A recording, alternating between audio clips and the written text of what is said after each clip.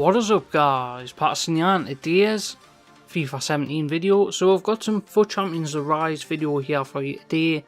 And in today's video we're going to be talking about a few things in particular with the game.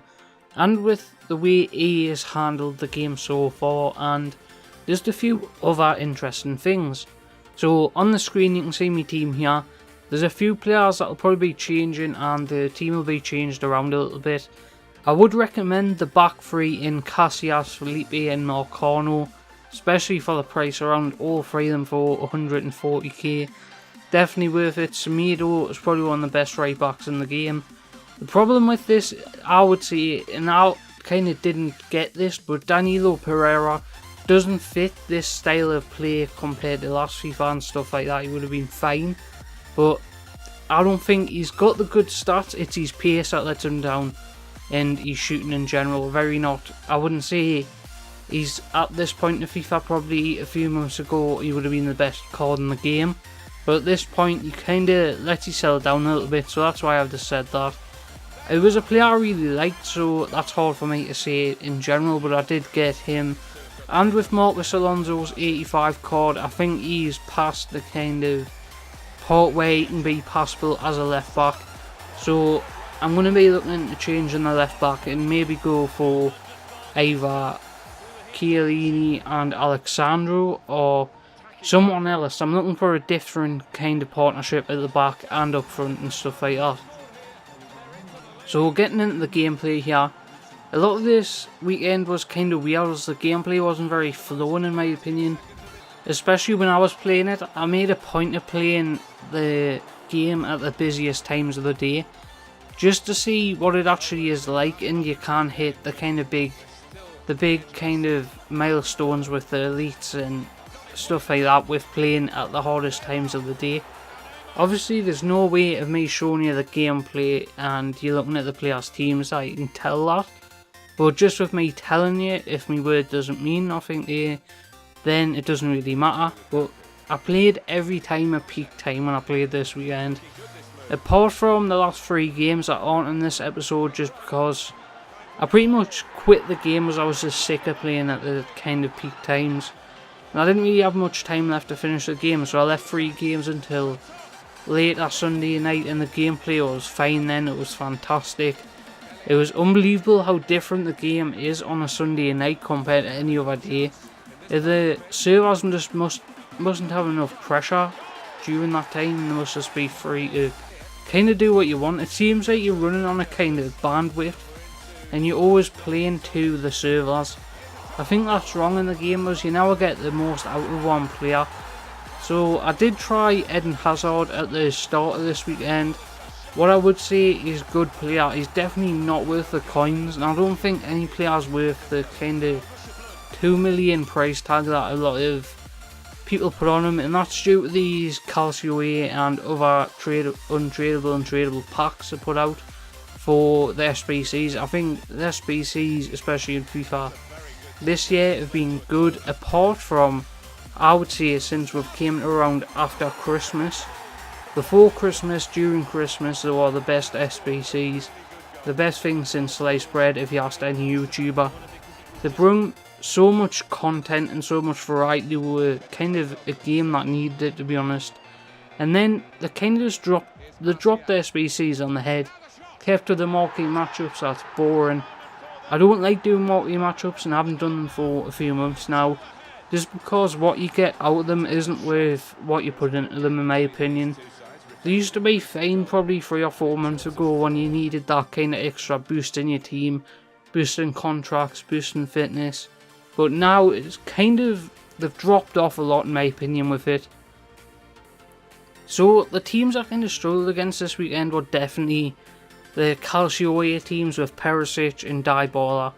So what I might be doing next weekend, what I'm going to be doing is keeping all my coins until the ESFC and then wait then, because if you didn't know, all the best players go into kind of packs during that time, and it's for 3 weeks. So players like Ronaldo, Messi, Dybala, Mane, them kind of players, Neymar, they'll probably go down like half or quarter of the price.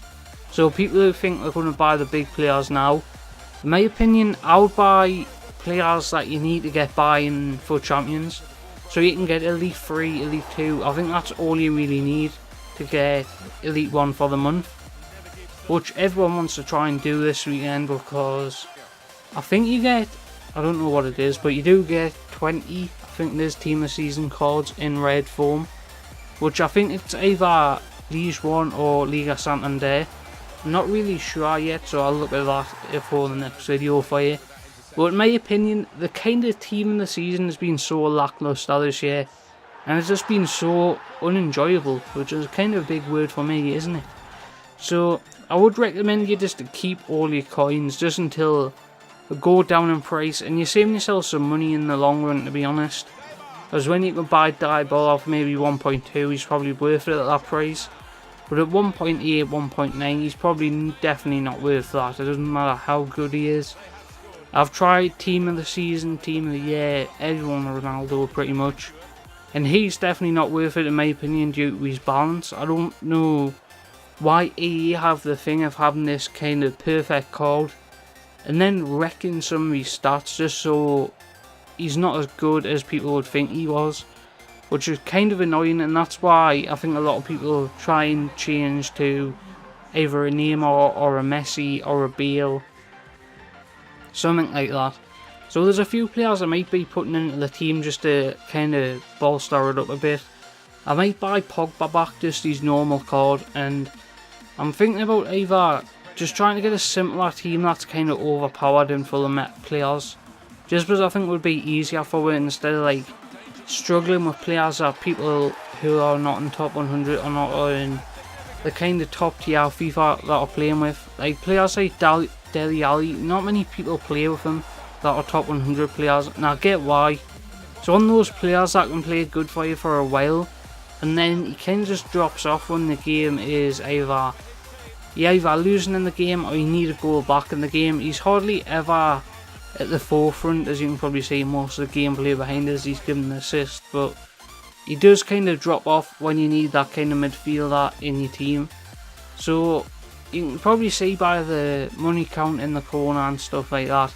I think I've got 1.9 million now, and I'm going to be selling just some of me kind of not better players in the club, but just a few old silvers and stuff like that.